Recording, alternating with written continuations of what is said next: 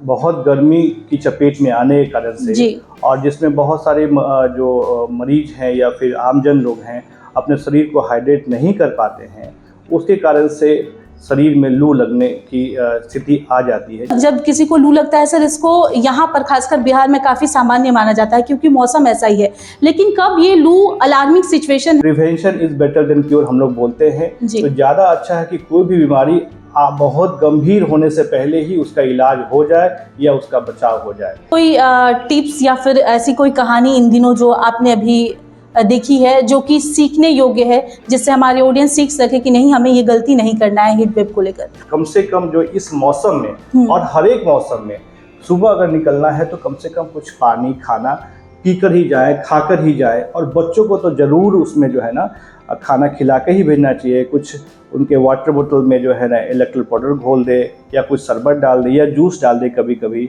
इस मौसम में सबसे ज़्यादा कौन कौन सी बीमारी लोगों को हो रही है, कौन कौन सी समस्याएं हो रही हैं? इस मौसम में जो बाहर के पानी पीने की वजह से, बाहर का खाना खाने की वजह से अलग से एक बीमारियां हो जाती है, पेट खराब भी हो जाता है। नमस्कार, मेरा नाम बीना है और आप देख रहे हैं फिटनेस फैक्ट। आज हम फिटनेस फैक्ट में बात करने वाले हैं बदलते हुए मौसम में जो करवट ली है इससे होने वाली समस्याओं के ऊपर, और बातचीत करने के लिए हमारे साथ IGIMS के डॉक्टर JK दिनकर सर हैं, जो कि फिजिशियन है, सीनियर डॉक्टर है IGIMS के। सबसे पहले तो सर स्वागत है आपका हमारे चैनल पर। धन्यवाद सर, थोड़ा सा अपना इंट्रोडक्शन दे दीजिए कि आपने पढ़ाई कहाँ से की है और आपका एक्सपीरियंस क्या कुछ रहा है। नमस्कार, मैं doctor JK Dinkar assistant professor के पद पे IGIMS में मेडिसिन डिपार्टमेंट में कार्यरत हूँ। इससे पहले मैंने मेरी MBBS की पढ़ाई दरभंगा मेडिकल कॉलेज से हुई है। मैंने पोस्ट ग्रेजुएशन की पढ़ाई PMCH पटना मेडिकल कॉलेज से की है। वहाँ मैंने असिस्टेंट प्रोफेसर के पद पे मैं कार्यरत रहा था 2 से 2.5 साल। उसके बाद फिर मैं यहाँ IGIMS में अभी कार्यरत हूँ। सर, पहला सवाल है कि मौसम का मिजाज काफ़ी बदला हुआ है और ऐसे में जैसे ही मौसम बदलता है कई सारी समस्याएं उत्पन्न होने लगती हैं, वायरल फीवर होने लगता है। तो इस मौसम में सबसे ज़्यादा कौन कौन सी बीमारी लोगों को हो रही है, कौन कौन सी समस्याएं हो रही हैं? सबसे पहली बात ये अभी हम लोग कर ले अभी के मौसम के बारे में। अभी तो धूप बहुत ज़्यादा हो रहा है, गर्मियाँ बहुत ज़्यादा हो रही हैं, लू बहुत चल रहा है। इस मौसम में सबसे ज़्यादा जो अभी हमारे पास जो मरीज़ आते हैं, अभी आना शुरू भी हो गए हैं, उसमें सन स्ट्रोक के मरीज़ होते हैं, जिसे हिंदी में लू लगना भी बोलते हैं। जी, जब किसी को लू लगता है सर, इसको यहाँ पर खासकर बिहार में काफ़ी सामान्य माना जाता है क्योंकि मौसम ऐसा ही है, लेकिन कब ये लू अलार्मिंग सिचुएशन है, डॉक्टर के पास कब ऐसा होना चाहिए कि नहीं, अब तुरंत डॉक्टर से मिलने की ज़रूरत है? लोग इसको काफ़ी नॉर्मल लेते हैं। हालांकि लू लगना या सन स्ट्रोक होना किसी मरीज के लिए बहुत ही गंभीर अवस्था होती है। हालांकि लोग इसे बहुत नॉर्मल तरीके से लेते हैं, लेकिन जब इसके लक्षण आ जाते हैं और जब ये गंभीरता से शरीर में अपना इफेक्ट पैदा करता है, तब इसमें जान जाने की भी स्थिति हो जाती है। एक्चुअली इसमें जो है सबसे पहले क्या होता है कि शरीर जो है बहुत गर्मी की चपेट में आने के कारण से और जिसमें बहुत सारे जो मरीज हैं या फिर आमजन लोग हैं अपने शरीर को हाइड्रेट नहीं कर पाते हैं, उसके कारण से शरीर में लू लगने की स्थिति आ जाती है, जिसमें बहुत सारे लक्षण पाए जाते हैं, जैसे कि अधिकतम बुखार आना, बार बार जो है ना पतला पैखाना होना। इसमें बुखार कभी कभी नहीं भी आते हैं, पसीना नहीं भी आती है, लेकिन शरीर पूरा शिथिल पड़ जाता है और कभी कभी इसमें बेहोशी की स्थिति भी हो जाती है, मरीज कोमा की अवस्था में चले जाते हैं। तो ये सब जो सिचुएशन आता है, ये एक अलार्मिंग सिचुएशन को दिखाता है। और जब कन्फ्यूजन के स्टेट में मरीज आ जाते हैं, शरीर से पूरा पानी खत्म हो जाता है, तो ये आगे चल के मैनेज करना हमारे लिए, सारे डॉक्टरों के लिए बहुत ही मुश्किल हो जाता है और कभी कभी इसमें मरीजों की जान भी चली जाती है। सर, जैसा कि आपने अभी बताया कि अलार्मिंग सिचुएशन के लक्षण क्या है, अगर इस तरह के लक्षण कभी भी किसी मरीज में पाए जा रहे हैं तो तुरंत डॉक्टर से मिलने की ज़रूरत है, लेकिन काम कभी रुकता नहीं है, जारी रहता है। जो लोग बाहर निकल रहे हैं वो किन किन बातों का ख्याल रखें? बिल्कुल, इसमें जो है सबसे पहली बात है कि अब पहले ज़माने के जो शरीर होते थे बहुत थोड़ा स्ट्रॉन्ग होते थे। अब ज़माने के शरीर बहुत सारी रिस्पॉन्सिबिलिटीज़ हैं, बहुत सारे काम करना पड़ता है, तो मरीजों को और जो आमजन के लोगों को अपना ख्याल खुद रखना चाहिए। और सबसे बड़ी बात, अगर कुछ दिक्कतें आती है तो डॉक्टर से सलाह जरूर लेना चाहिए कि prevention is better than cure हम लोग बोलते हैं। तो ज़्यादा अच्छा है कि कोई भी बीमारी बहुत गंभीर होने से पहले ही उसका इलाज हो जाए या उसका बचाव हो जाए। इसमें हम लोग ये सलाह देते हैं कि अधिक गर्मी के चपेट में नहीं आए, पूरा फुल बाजू के कपड़े, सर पे कपड़े, टोपी या फिर कुछ गमछा उमछा, इस बिहार में अगर ऐसा है तो उसको लेके चलना चाहिए। पानी अपने साथ लेकर चलना चाहिए। इस मौसम में जो बाहर के पानी पीने की वजह से, बाहर का खाना खाने की वजह से अलग से एक बीमारियां हो जाती है, पेट खराब भी हो जाता है। इसलिए मैं यही सलाह देता हूं कि सब अपना खाना, अपना पानी अपने साथ लेके चले और घड़ी घड़ी जो है ना अपने आप को हाइड्रेट करते रहें और पानी पीते रहें। ORS की जितनी भी संभावनाएं हैं, शरबत पीते रहें, वो सब लेते रहें। और इस मौसम में सबसे अच्छा फल अभी पाया जाता है तरबूज।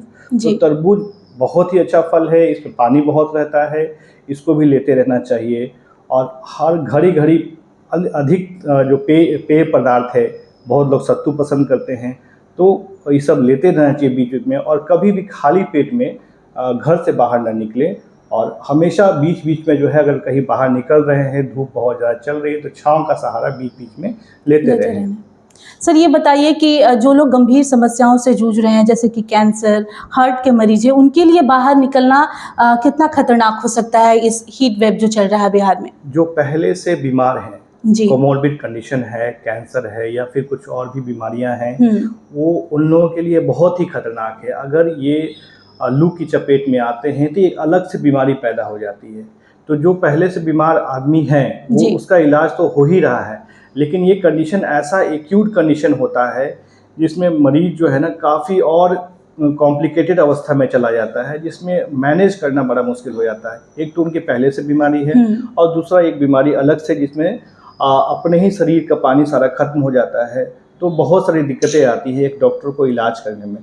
तो ज़्यादा बेटर है कि ये सब प्रिकॉशंस जो हैं वो लेना चाहिए। हाइड्रेशन मेंटेन करना चाहिए, सही तरीके से पूरा कपड़ा पहनना चाहिए, घड़ी घड़ी जो है ना छाँव का सहारा लेना चाहिए। सब लोगों के पास तो गाड़ी नहीं होती है, लेकिन फिर भी इस तरह की व्यवस्था रखनी चाहिए कि इससे धूप में, डायरेक्ट धूप की चपेट में जाने से बचना चाहिए।